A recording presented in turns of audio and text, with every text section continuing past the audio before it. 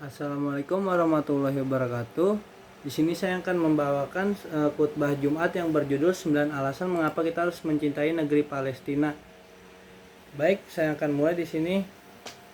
Auzubillahi minasyaitonirrajim. Bismillahirrahmanirrahim. Innal hamdalillahi nahmaduhu wa nasta'inuhu wa nastaghfiruhu wa na'udzubillahi min syurri anfusina wa min sayyiati amalina may yahdihillahu fala mudhillalah wa may yudlil fala hadiyalah. Asyhadu an la ilaha illallah wahdahu la syarikalah wa asyhadu anna muhammadan abduhu wa rasuluh. Allahumma sholli wa sallim wa barik ala sayyidina Muhammadin wa ala ali washabihi ajmain, amma ba'du. Hadirin pada masyarakat muslimi rahimakumullah, mengawali khutbah pada siang yang penuh keberkahan ini, khatib berwasiat kepada kita semua untuk mengingat ketakwaan kepada Allah Subhanahu wa taala dengan senantiasa berupaya melakukan semua kewajiban dan meninggalkan semua larangan. Hadirin jamaah sholat Jumat rahimakumullah, hari-hari terakhir ini kita disungguhi tontonan yang begitu menyayat dan mengiris hati kita. Bagaimana tidak, di era modern yang katanya penjajahan di atas muka bumi telah dihapuskan, kaum Zionis dengan leluasa seenaknya saja menjajah bumi Palestina dan menindas rakyat di sana. Serangan demi serangan terus dilancarkan kepada rakyat Palestina yang tidak berdosa. Ratusan nyawa rakyat Palestina telah menjadi korban kekejian dan kebiadaban mereka. Sebagai umat Islam tentu kita mencintai dan membela Palestina. Palestina bukanlah negeri biasa. Palestina memiliki sejarah yang panjang yang menjadikan selalu bersemayam di hati setiap mukmin. Ada 9 alasan kenapa kita harus mencintai dan membela negeri Palestina. Yang pertama itu, di sana terdapat Masjid Al-Aqsa, masjid tertua di dunia setelah Masjid Al-Haram. Dibangun pertama kali oleh Nabi Adam alaihissalam 40 tahun setelah beliau membangun Masjid Al-Haram. Kedua, Masjid Al-Aqsa yang berada di kota Baitul Maqdis, Palestina pernah menjadi kiblat sholat selama 17 bulan karena setelah Rasulullah SAW berhijrah dari Makkah ke Madinah. Yang ketiga, Masjid Al-Aqsa yang berada di kota Baitul Maqdis, Palestina adalah titik akhir perjalanan Isra dan titik awal perjalanan Mi'raj. Isra dan Mi'raj adalah salah satu mukjizat terbesar yang Allah anugerahkan kepada baginda Rasulullah SAW. Di sanalah baginda Nabi melakukan sholat berjamaah mengimami seluruh Nabi dan Rasul, mulai Nabi Adam alaihissalam hingga Nabi Isa alaihissalam. Yang keempat itu, Palestina adalah negeri para nabi dan rasul. Banyak sekali para nabi dan rasul yang pernah tinggal dan berdakwah menyebarkan Islam di sana. Di antaranya adalah Nabi Ibrahim, Nabi Yakub, Nabi Yusuf, Nabi Lut, Nabi Daud, Nabi Sulaiman, Nabi Zakaria, Nabi Yahya, Nabi Isa, dan nabi-nabi yang diutus oleh Allah untuk Bani Israel yang jumlahnya sangat banyak. Kelima, di sana itu terdapat kota Baitul Maqdis, Ardul Mahsyar wal Mansyar, tempat dikumpulkannya seluruh manusia menjelang hari kiamat yang masih hidup di kala itu. Yang keenam, di sanalah Dajjal akan terbunuh di tangan Nabi Isa alaihissalam. Yang ketujuh, Palestina adalah bagian dari daratan Syam yang didoakan berkah oleh baginda Rasulullah SAW dalam doanya. Allahumma barak lana fi syamina wa fi ya'manin. Ya Allah, berkahilah negeri Syam dan Yaman. Kedelapan, banyak sekali para sahabat yang pernah berdakwah menyebarkan dan mengajarkan Islam di sana.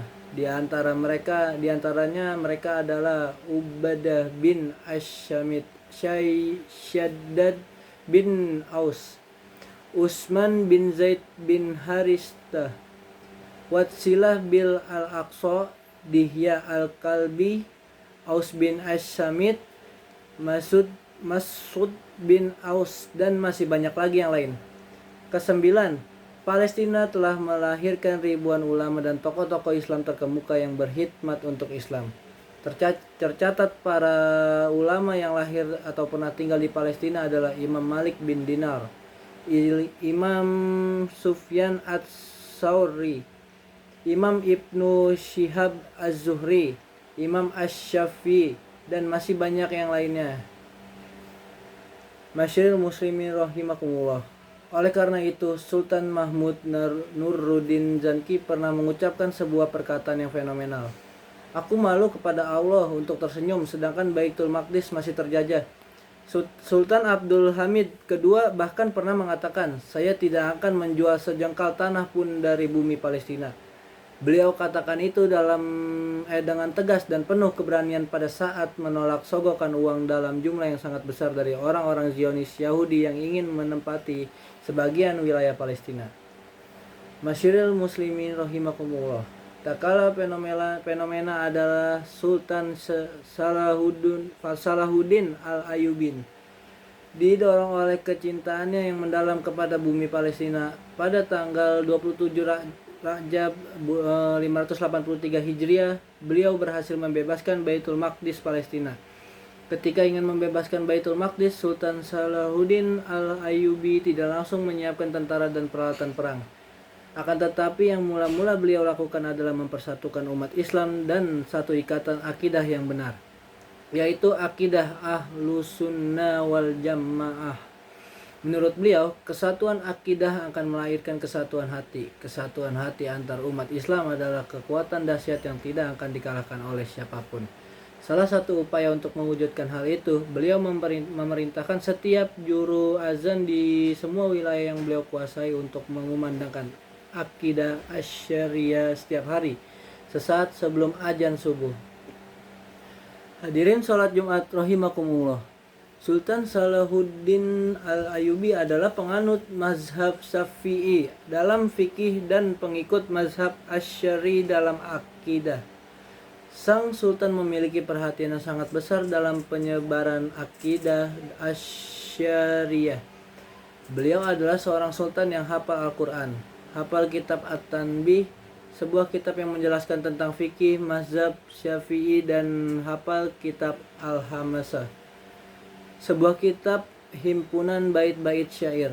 Sultan Salahuddin sebagaimana dijelaskan Imam As-Suyuti dalam Al-Wasil fil Musaramah Al-Awail adalah seorang yang memegang teguh ajaran agama, para pejuang mujahid, dan seorang yang bertakwa.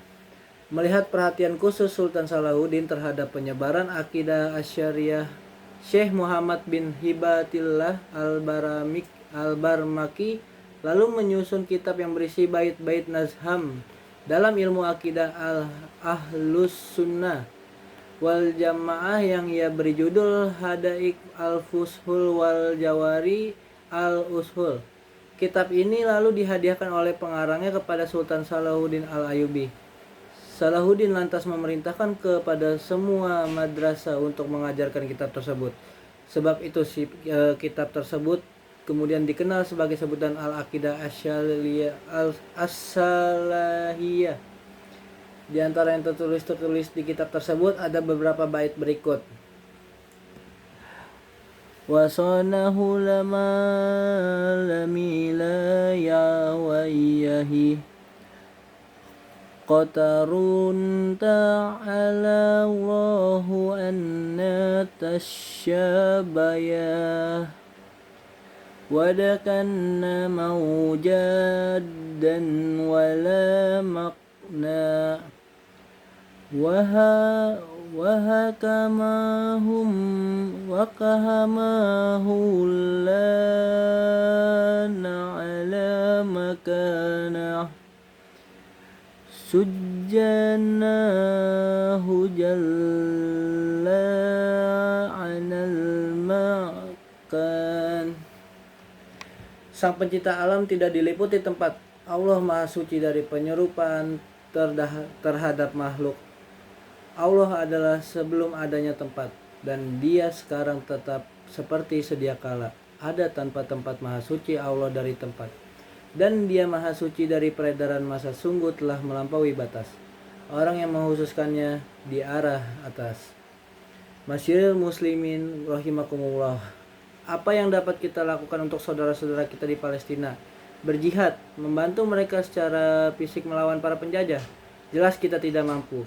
Yang dapat kita lakukan adalah mengulurkan bantuan dana dan untuk meringankan penderitaan mereka. Minimal kita bantu mereka dengan doa, karena doa adalah senjata seorang mukmin.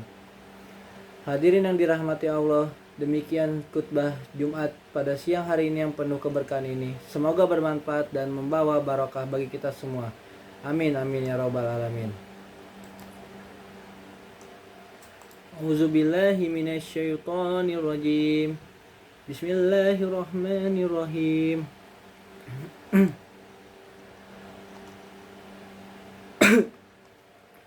Allahumma ighfir lil muslimina wal muslimat wal mu'minina wal mu'minati al ahya minhum wal amwat innaka sami'un qaribun muhdi dawati rabbana la tu'akhizna in nashina aw akhtana Rabbana wa la tahmil alaina isran kama hamaltahu alal ladzina min qablina Rabbana wa la tuhamilna ma la taqata lana bih wa'fu anna waghfir lana warhamna anta maulana fansurna 'alal qaumil kafirin Rabbana atina fid dunya hasanah wa fil akhirati hasanah wa qina azabannar. Baik, terima kasih.